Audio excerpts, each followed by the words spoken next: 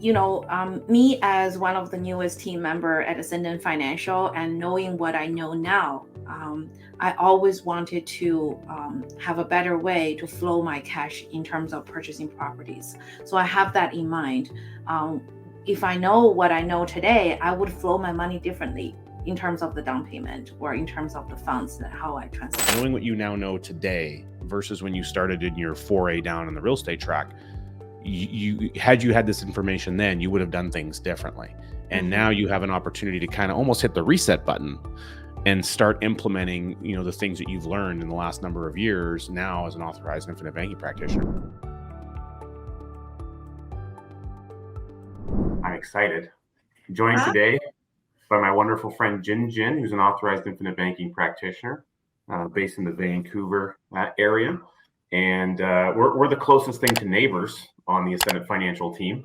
And so I'm excited because we had a really interesting conversation about some recent adjustments, recent things that have been going on in JinJin's life and how that intersects and interacts with infinite banking concept and some things that she's doing personally. And, we have a lot of real estate investors, people that are a member of our community group, people that tune into our podcast, etc. And, there's a lot of talk, a lot of things going on with real estate right now. There's been a lot of popularity, people looking to get into real estate investment. There's been a lot of areas of the country that have been rapidly rising, and now as the Bank of Canada looks to cool things down, cool inflation and what have you, that they themselves created, there's rate adjustments. There's a lot of things taking place, and we're starting to see that impact that marketplace and the fervor of activity that's been happening there. So, JinJin, thanks for being with us today. And let's just jump in. Tell everybody a little bit about this recent experience you had. It starts with a property in Chilliwack, which is where I reside presently. So, what happened with Chilliwack? Maybe go back to the beginning of when you acquired this property, about 5 years ago, and then walk us through some of the, let's call them challenges that you've had on this unit, and maybe some of the other ones you've dealt with in your real estate investing career.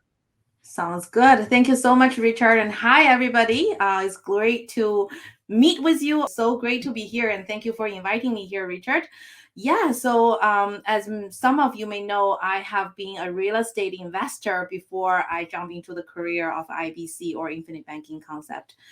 So 5 years ago, I've been looking at deals around Vancouver local area. For those who live in the lower mainland of BC, knows that it's very, very hard to find income generating properties in the city. Therefore, I guess about 5-6 years ago, I started to look at the backyard of the lower mainland, which is the Mission, Abbotsford, Chilliwack area that is about within 1 hour's drive from, Greater Vancouver area, that you can just be an hour on a highway is accessible. But the price was not as crazy at that time. And the rent on the other side is not that much lower than Greater Vancouver. So I've been actively looking for positive cash flow properties in the area. So this particular property that we talk about in Chilliwack was one of my star property because it has 2 legal suites. So it's up and down. And also the garage, the previous owner has converted into a bachelor. It's not authorized, which I don't know in your country, but in this side of the country, in Greater Vancouver area, is it's okay. Some people, even the appraisers, are okay with it. Some are unauthorized suite. So for that property, I do have 3 rental suites, and therefore is a very good cash positive property at that time. So I'm quite happy to find something like that.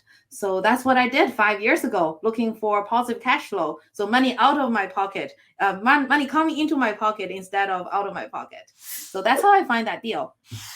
And it sounds like it was a great deal. And 5 years, a lot of times, when people are looking at doing deals, especially when they're doing joint venture deals with others, often the 5-year time horizon is set, and that coincides, commonly with a 5-year mortgage renewal date, and so 5 years seems to be a good outlook where people, so there's enough things that can happen where you can look at either maybe resetting the financing on that property, maybe you're gonna sell it into the market. there's enough time for some cycle of the real estate market to happen to be able to make a decision 5 years from now. Are you going to exit the deal? Are you going to move on to the next deal? Are you going to reset the deal? Are you going to keep the deal status quo? And so these are, common conversations that happen, I think, with a lot of real estate investors, and certainly with partnerships, especially in your typical 50-50 JV split partnership that we see being very common. So you not having believe you have a JV partner other than your husband with this. What transpired for you? We're at that 5-year kind of mark, and the decision to jettison that property and move on. There's a few things for that decision, but maybe walk us through what prompted it, and why you made the decision to put that property up for sale recently. Right. As all we know that exactly what you shared, Richard, real estate is not very liquid. And that's also one of the reasons that draw to me when I try to find some other vehicles of, where you can have a liquid access of your money, because as real estate investors, you're constantly looking at opportunities.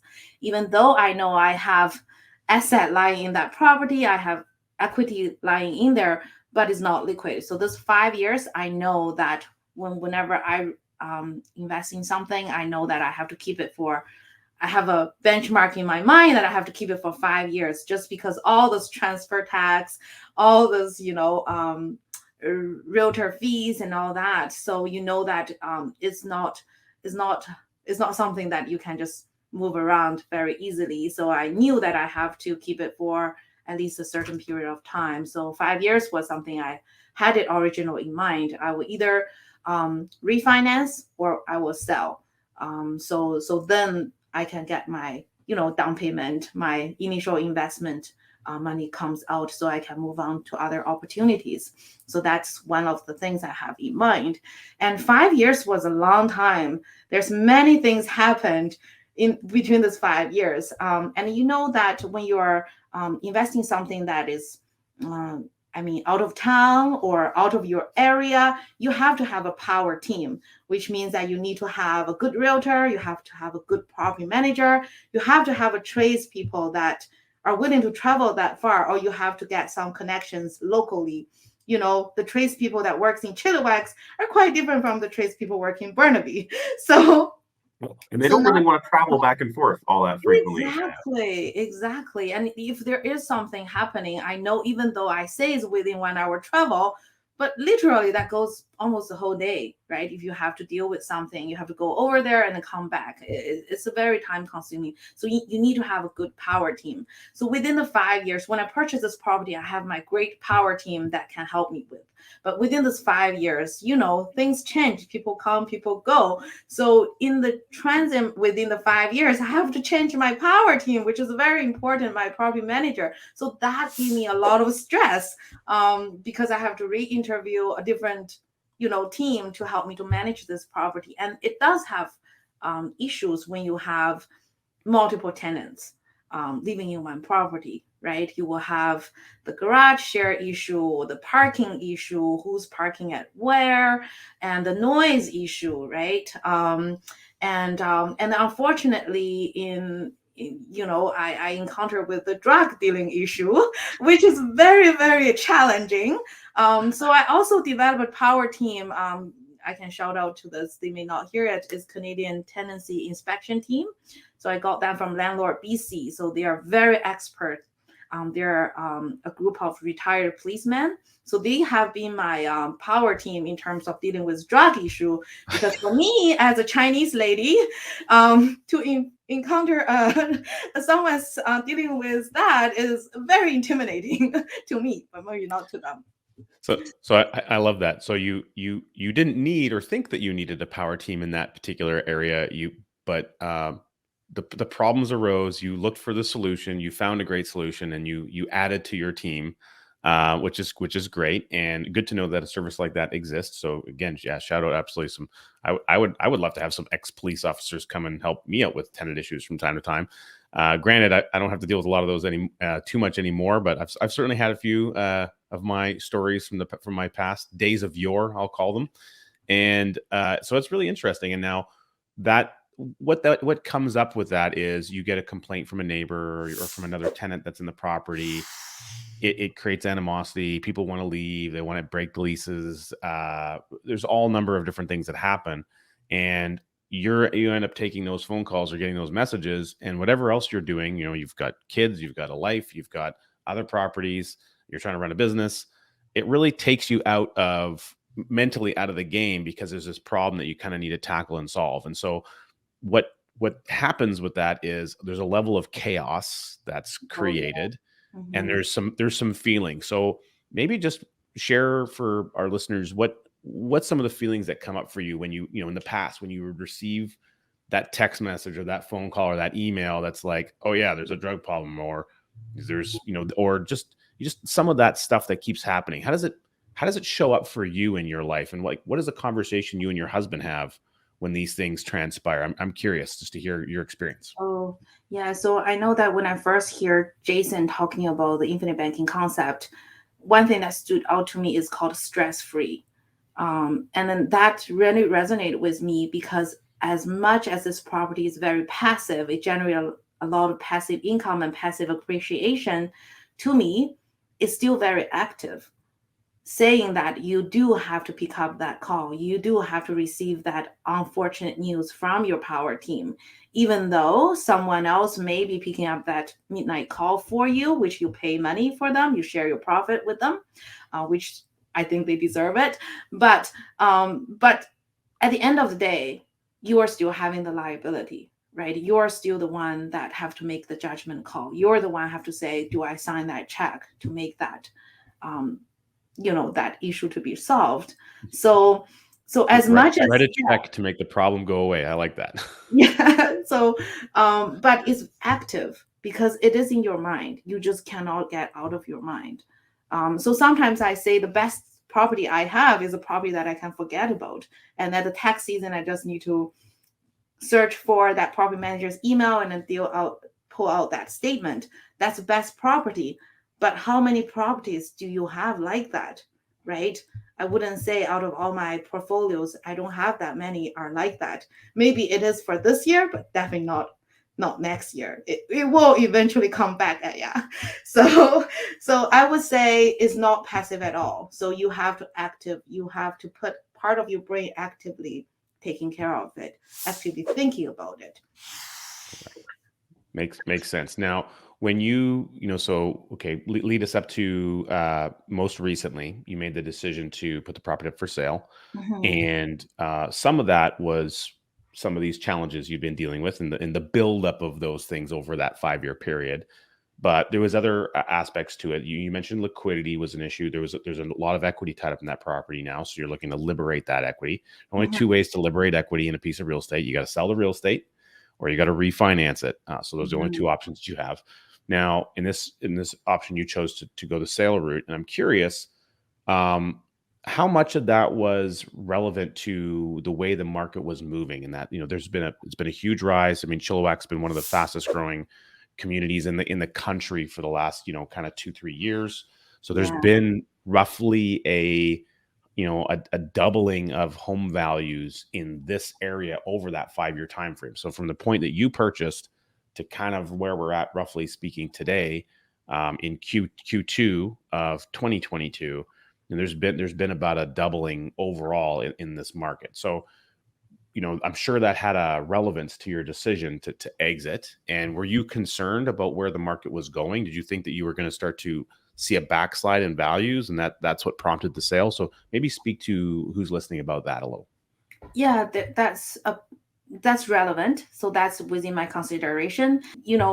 Me as one of the newest team member at Ascendant Financial, and knowing what I know now, I always wanted to have a better way to flow my cash in terms of purchasing properties. So I have that in mind.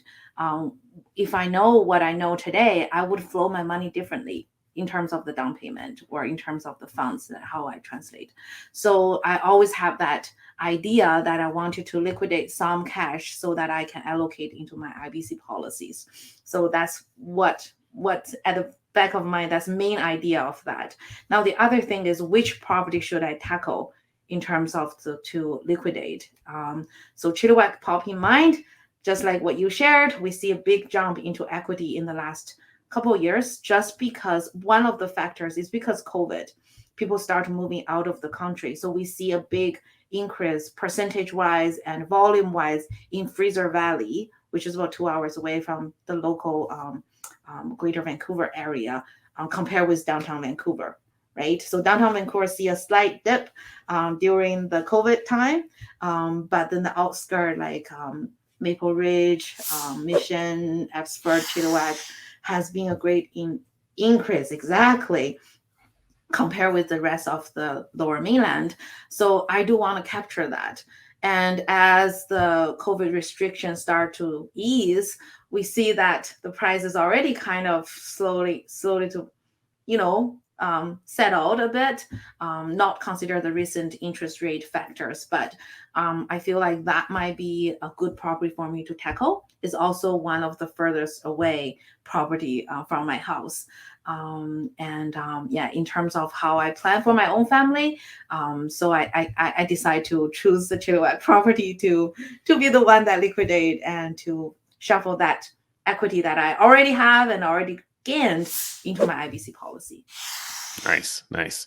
So the deal is on the table, and is it officially closed now, or are you approaching a closing date? I already closed as of last week. Closed as of last week. Now you were telling me something before we went live about another challenge that showed up for you on closing date. Walk me through that, because anyone who's a real estate investor will appreciate what you share with me. And it gave me a good laugh, because I'm like, yep, that sounds about right. Just when you think it's all said and over, it's all sunshine and rainbows, and then it starts pouring rain. In this case, not rain, but pouring something else. So what transpired? So on the completion day, we received an email from the property manager. Now the property manager, he was my property manager, and then when the other investor purchased this property, they inherited my current property manager. So we received this email mutual to both parties, so the seller's party and the buyer's party, informing that there is a water blowout on the completion day. That's, you think that I'm about to pick up the check, there's something else you need to tackle with. Telling about real estate chaos.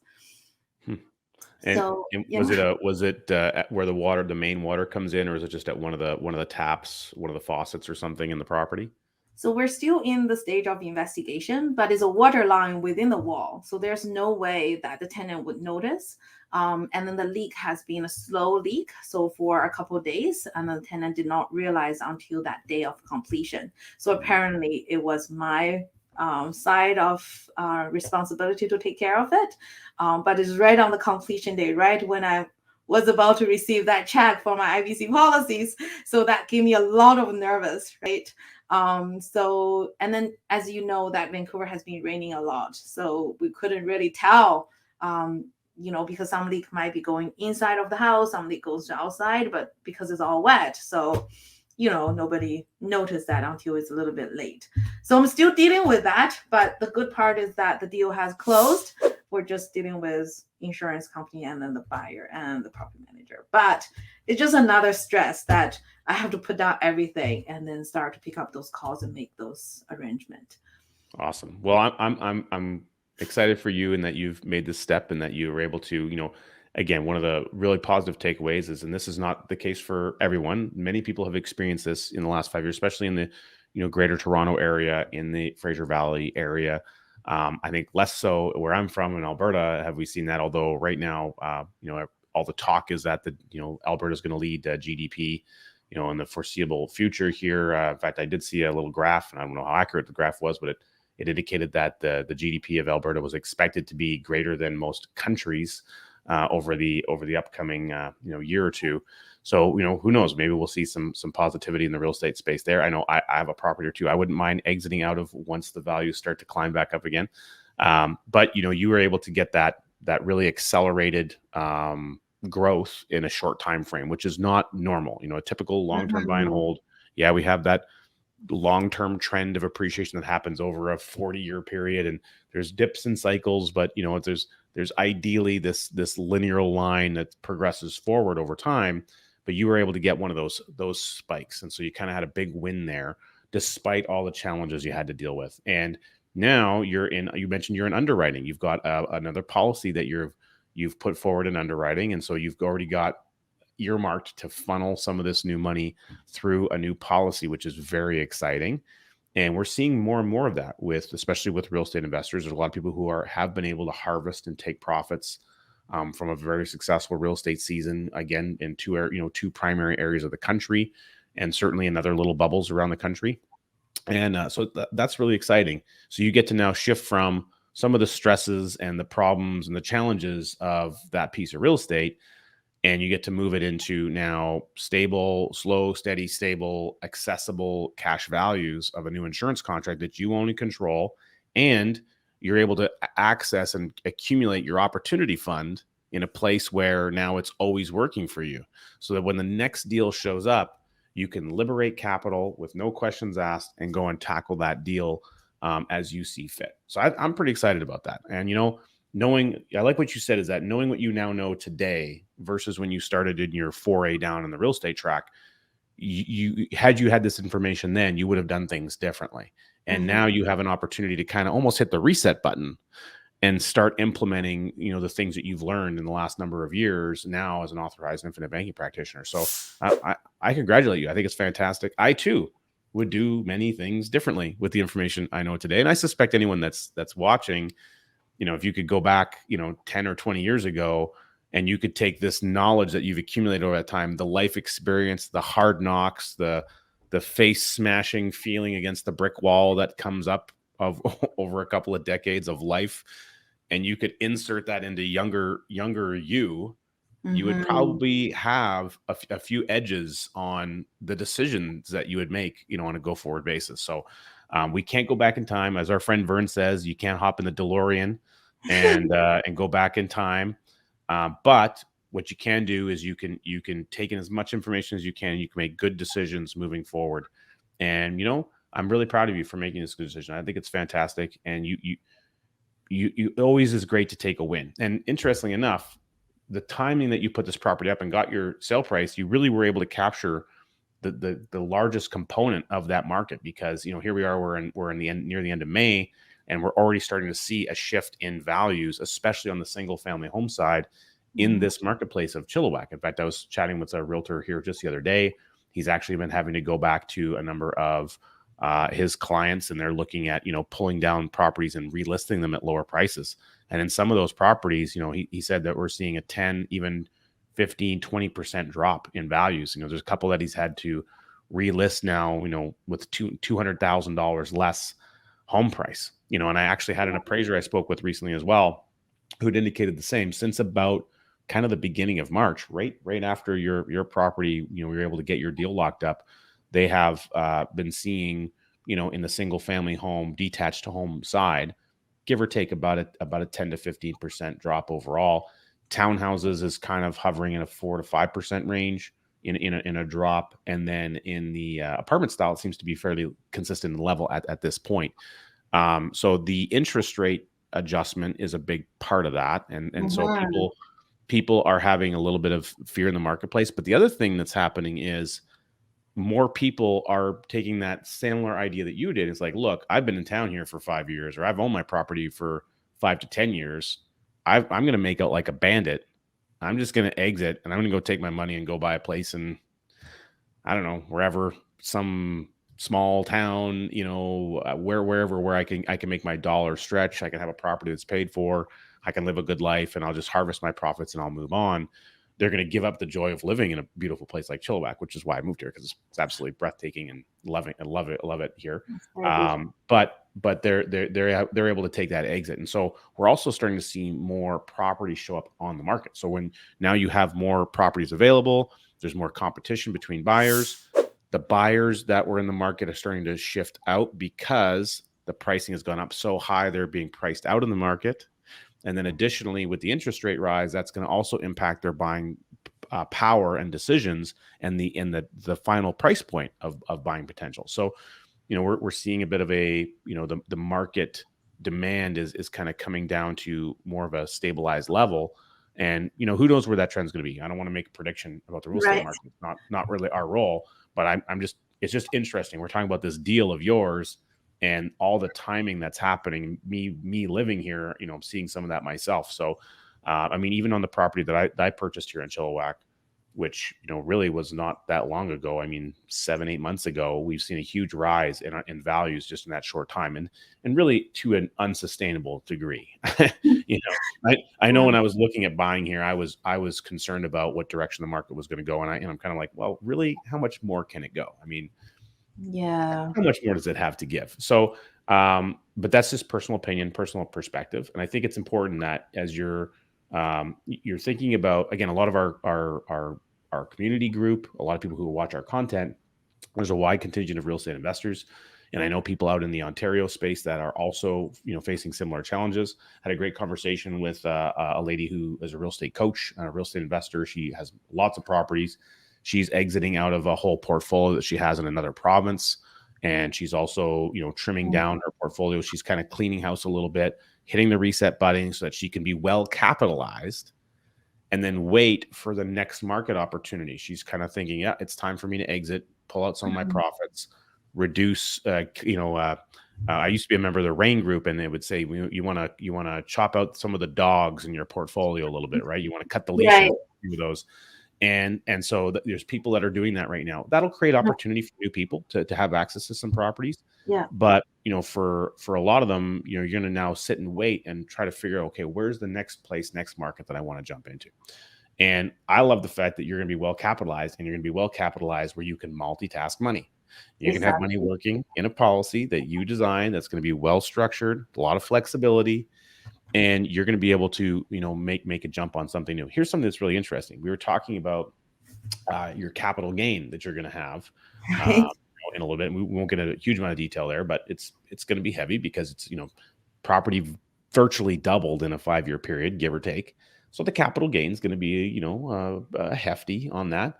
Now your corporation is going to be dealing with that, but because you're setting up the policy, you'll be able to take kind of some of the equivalent value of what before you have to pay the capital gain, the tax on that, which won't be until, about a year from now, really. Yeah. So you're able to work with some of that capital, harness some of that potential inside of a policy so that money is always growing. And because that policy is now going to be accumulating for the rest of your life, and there's also a death benefit attached to it, you're going to effectively, it's not like you're directly getting back, the tax on that capital gain, but because you're able to harness the potential of the money and that will continue to grow over time, you'll have the equivalent value, if not more, than what that capital gain is going to be basically returned to your family, either through policy loans or through the eventual death of some member of the family, which we can all agree will happen. And the fact that you have the ability to control that and that's kind of like a little stick it to the government a little bit thing, kind of just to a degree, and I don't know, that makes me kind of happy. I think that's pretty good because I'm all about the individual creating the success that they deserve and keeping as much of their money in their own hard-earned pockets as they can, much like you are. So any additional thoughts that you have about this deal that we talked about that you'd like to share, or in your decision-making process as you went about making this transition happen in the recent months? Yeah, the other thing that I wanted to share is with the capital gain in place and with the idea of I can't front load all my, gain from this property sale into a policy within 1 year, within one lump sum. So I also have this creative idea of, for some real estate investors who's starting, they might need a little bit help with their down payment. So it's nice to do some other creative ways of selling your property if you wanted to get a bigger sale price, but you can give something like seller financing or something about you can give me one big chunk of money this year and then one big chunk of money the next year or 2 years later. So it helps the buyer because they don't have to come up with a huge amount of money. It will help them with a down payment or some renovation, fund ahead of time. But for me, it's really a delay in my capital gain capture. And also because I know what I know, I'm going to use that as different stage of the lump sum that shuffle in my IBC policies. So it's a win-win situation. So, for advanced real estate investors out there or IBC practitioners or IBC policy holders, that's also something that you can consider. The old vendor take back mortgage and seller financing. A lot of people, I hear that terminology. We certainly know a lot of people who are very familiar with it. It can be tricky to get the buyer's lender to agree to the deal sometimes. Of course, that for some odd reason, lenders like to kill deals, but really powerful strategy. So thank you for sharing that, because again, your ability to spread, potentially spread that capital gain over a number of years can have a big shift in your tax consequence. And for a lot of times when it's successful, when you can put a deal together like that, it can also increase your sale price, because there's an advantage to both individuals, both parties. That's the beauty of free people coming to agreement with one another through the power of contracts, which I'm a big fan of. Mostly a big fan of in mutual insurance, because that is voluntary free people entering into contract with a well-designed, well-managed pool for the benefit of all parties. And, they pay dividends to those people and as a share of their surplus, and they do it really well. And they've done it for a long period of time. So that's also really good. Right. Anyway, this was awesome, JinJin. I really appreciate you taking the time to walk us through this recent real estate deal of yours, share a little bit about your experience in real estate, also share some of the challenges that you've experienced, and that'll resonate with a lot of our listeners. And additionally, I think it'll also be very beneficial for people to understand how what we knew at a past point in life to what we know today can change and adjust, and it should change and adjust how we think about the things that we're going to do going forward. And you've made a very directive decision that your focus is to get as much capital or equity as you have and choose where you want to store it. Where's the location of the equity? So you're shifting location of equity from being in a property in Chilliwack to location of the equity being in an insurance contract that was guaranteed to grow and accumulate daily cash values while giving you access to capital and nice, big, giant tax-free wrapper of protection around the whole deal. So that's pretty powerful. Absolutely. Thank you so much. And I also think that, as a real estate investor, IBC policies does not take away any of your options or any of your future purchases. You can still do real estate. It's a great combination. That just like what you just shared, Rich, that we have this big, fat, ever-growing capital that stored within our banking system. I can still take that to do other real estate investing if I want. So never saying that, I'm choosing IBC or real estate, but it's a great combination, because it really is where we store our money and where we flow our money with any kind of investment that we're doing. Love it. Awesome. Well, thanks for joining me today, JinJin. This was great. And for you watching, thank you for tuning in. And when you're watching the YouTube video that will come live eventually, make sure you check out the next video, because there's some more great content. That's just popped up on the screen. All right. Have a great rest of your day. Bye.